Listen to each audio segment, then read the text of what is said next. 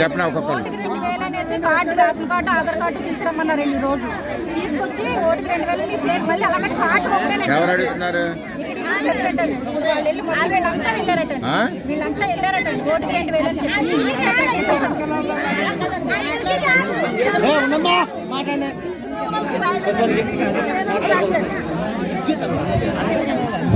అక్కడ అసలు ఏం జరిగిందో మొత్తం వివరించి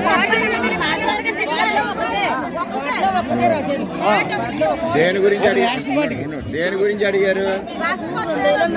దేనికి ఎందుకు? ఎవరికి వేయడానికి? జగన్కి వేయడానికి.